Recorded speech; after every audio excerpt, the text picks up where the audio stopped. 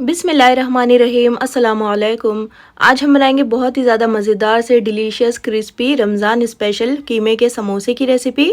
इसको बनाना बहुत ही ज़्यादा आसान है, बहुत ही मज़ेदार से चटपटे और बहुत ही क्रिस्पी से ये कीमे के समोसे बनकर तैयार होते हैं। और आप इन समोसों को बना करके पूरे 1 महीने तक के लिए डीप फ्रीज़र में स्टोर कर सकते हो। इफ्तार स्पेशल रेसिपी है ये और बहुत ही ज़्यादा मज़े के लगते हैं ये खाने में। फिर चलिए फटाफट से रेसिपी को स्टार्ट करते हैं। सबसे पहले यहाँ पर एक कढ़ाई में हम 2 टेबलस्पून ऑयल ऐड करेंगे। बहुत ज़्यादा ऑयल का इस्तेमाल नहीं करना है। तेल को अच्छी तरह से गर्म कर लीजिए। उसके बाद हम इसमें आधा किलोग्राम के जितना कीमा ऐड करेंगे। तो ये बारीक वाला कीमा है, मशीन का निकला हुआ, और कीमे को हम लगातार चलाते हुए ऑयल में भूनेंगे जब तक कि कीमे का कलर अच्छी तरह से ऑफ वाइट नहीं हो जाता, चेंज नहीं हो जाता। तो इस तरह से स्पैचुला की मदद से इसको प्रेस करते हुए और तोड़ते हुए भूनिएगा, जिससे कि कीमे में जो लम्स नहीं बनेंगे और कीमा अच्छी तरह से दानेदार हो जाएगा। और अब हम इसमें 2 टेबलस्पून भरकर अदरक लहसुन का पेस्ट ऐड करेंगे और अदरक लहसुन के पेस्ट के साथ हम कीमे को मिलाते हुए भूनेंगे, जिससे कि अदरक लहसुन का पेस्ट भी भुन जाएगा और कीमा भी अच्छी तरह से भुनकर दानेदार हो जाएगा। तो इस तरह से हमें इसको लगातार चलाते हुए 4 से 5 मिनट के लिए भून लेना है। अब यहाँ पर देखिए कीमे की अच्छी तरह से भुनाई हो गई है। अदरक लहसुन का पेस्ट और कीमा दोनों अच्छी तरह से भुन गए हैं। अब हम इसमें कुछ पाउडर्ड मसाले ऐड करेंगे। तो आधा टीस्पून हल्दी का पाउडर, 2 टेबलस्पून मोटा कुटा हुआ साबुत धनिया, 1 टीस्पून भरकर इसमें डालेंगे मोटी कुटी हुई लाल मिर्चें, 1 टीस्पून या टेस्ट के हिसाब से इसमें लाल मिर्चों का पाउडर ऐड कर लीजिए, 1 टीस्पून भुने हुए ज़ीरे का पाउडर, आधा टीस्पून गरम मसाला पाउडर, और साथ ही इसमें 1 टीस्पून या फिर टेस्ट के मुताबिक नमक ऐड कर लीजिए, और आधा टीस्पून इसमें काली मिर्चों का पाउडर ऐड करेंगे। इन मसालों के साथ भी हम कीमे को अच्छी तरह से मिलाते हुए पकाएंगे।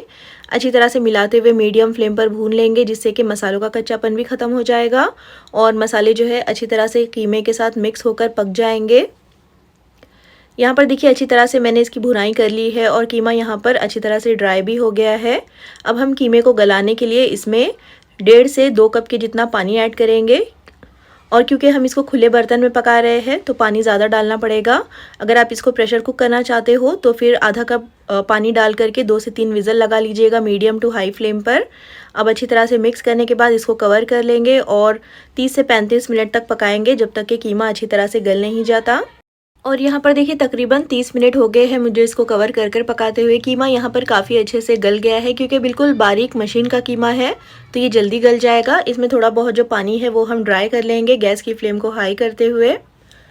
और देखिए यहाँ पर कीमा जो है अच्छी तरह से ड्राई हो गया है, बिल्कुल भी इसमें पानी अब बाकी नहीं है। तो पहले आपने कीमे को अच्छी तरह से ड्राई कर लेना है, उसके बाद हम इसमें प्याज ऐड करेंगे। तो तकरीबन 4 मीडियम साइज़ की ये प्याज है, जिनको कि मैंने बिल्कुल बारीक बारीक चॉप कर लिया है। 2 से 3 हरी मिर्चें इसमें ऐड कर लेंगे। तो मिर्चें और नमक जो है आप अपने टेस्ट के हिसाब से डालिएगा। मिला देंगे अच्छी तरह से। इस पॉइंट पर आपको प्याज बहुत ज़्यादा दिखाई दे रही होगी, लेकिन जैसे जैसे हम इसको पकाएंगे, कीमे के साथ मिक्स करेंगे, तो प्याज थोड़ी सी सॉफ्ट होकर श्रिंक हो जाएगी और इसकी क्वांटिटी भी कम हो जाएगी। तो प्याज को हमें बहुत ज़्यादा पकाना नहीं है, बहुत ज़्यादा इसको गलाना नहीं है, बस 2 से 3 मिनट काफ़ी है। अब अच्छी तरह से देखिए मैंने इसको पका लिया है। प्याज भी यहाँ पर हल्की सी सॉफ्ट हो गई है और बहुत ही मज़ेदार सी और बहुत ही ज़्यादा डिलीशियस सी हमारी समोसों की स्टफिंग बनकर तैयार हो गई है। आखिर में मैं इसमें बिल्कुल थोड़ा सा बारीक कटा हुआ हरा धनिया ऐड कर रही हूँ। गैस की फ्लेम को ऑफ करने के बाद डालिएगा। इसको भी अच्छी तरह से मिला दीजिए और अब हम इसको इस तरह से कढ़ाई में ही फैला करके एक साइड पर रख देंगे, ताकि कीमे की ये स्टफिंग जो है अच्छी तरह से ठंडी हो जाए। अब यहाँ पर देखिए मैंने इसको कुछ देर के लिए इसी तरह से छोड़ दिया था। काफ़ी अच्छे से ये कीमा जो है ठंडा हो गया है। और यहाँ पर 2 टेबलस्पून मैदे में थोड़ा सा पानी मिला करके मैंने इसको घोल लिया है और इसकी मैदे की एक पेस्ट बनाकर तैयार कर ली है।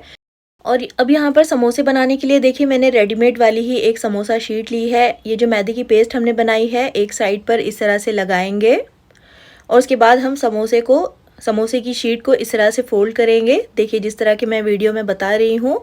अब जब इस तरह से एक पॉकेट सी बन जाएगी तो हम इसके अंदर 2 टीस्पून भरकर कीमे की स्टफिंग करेंगे। तो क्योंकि ये मीडियम साइज़ की समोसा शीट है तो इसलिए इसमें 1.5 से 2 टीस्पून कीमे की स्टफिंग काफ़ी है। बहुत ज़्यादा इसको स्टफ़ मत करिएगा, वरना फिर इसको फोल्ड करते वक्त परेशानी पेश आ सकती है। अब इसके किनारों पर हम इस तरह से मैदे की पेस्ट फिर से लगाएंगे, अच्छी तरह से फैला दीजिएगा और उसके बाद हम फिर से इसको फोल्ड करेंगे।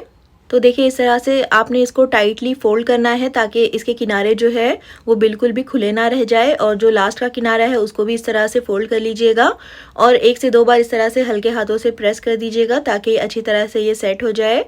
और देखिए इसी तरीके से आपने सारे कीमे के समोसे बना करके तैयार कर लेने हैं, और इतनी स्टफिंग में हमारे तकरीबन 30 से 32 समोसे बनकर तैयार हुए हैं। और इस पॉइंट पर आप इनको डीप फ्रीज कर सकते हो पूरे 1 महीने के लिए।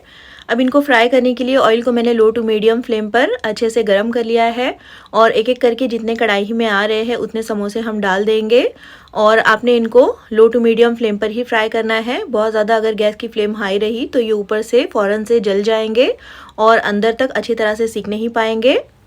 कुछ देर जब हो जाएगी इनको फ्राई करते हुए तो हम इनको पलट देंगे, और अलट पलट करते हुए ही हमें इनको फ्राई कर लेना है, और तकरीबन 4 से 5 मिनट में ही ये अच्छी तरह से फ्राई हो जाएंगे। अब देखिए हल्का सा गोल्डन कलर इन समोसों पर आ गया है और काफ़ी अच्छे से ये क्रिस्पी हो गए हैं। तो बस इससे ज़्यादा इनको डार्क मत करिएगा, वरना फिर ये फ़ौरन से जलने लग जाते हैं और इनका कलर बहुत ज़्यादा डार्क हो जाएगा। अब इनको हम ऑयल में से निकाल करके एक स्ट्रेनर में रख लेंगे, जिससे कि अगर इनमें एक्स्ट्रा ऑयल होगा वो निकल जाएगा। और इसी तरह से हम सारे समोसों को लो टू मीडियम फ्लेम पर फ्राई कर लेंगे, और इसी के साथ हम इनको गर्मा गर्म सर्व भी कर लेंगे। तो बहुत ही ज़्यादा ज़बरदस्त और आसान रेसिपी है रमज़ान में इफ्तार के लिए। आप इनको लार्ज क्वांटिटी में बना करके डीप फ्रीज कर लीजिए और इफ्तार के लिए इनको गर्मा गर्म फ्राई करके सर्व कीजिए। तो आप इनको हरी चटनी या फिर टोमेटो केचप के साथ सर्व कर सकते हो। बहुत ही ज़्यादा ज़बरदस्त रेसिपी है, ट्राई इसको एक बार ज़रूर कीजिएगा। और रेसिपी अगर पसंद आई हो तो प्लीज़ इसको लाइक, चैनल को सब्सक्राइब और रेसिपी को शेयर करना तो बिल्कुल भी मत भूलिएगा। फिर इंशाल्लाह मिलते हैं नेक्स्ट वीडियो में एक और बहुत ही ज़बरदस्त और मज़ेदार सी रेसिपी के साथ। तब तक अपना ख्याल रखिए, दुआओं में याद रखिए। अल्लाह हाफिज़।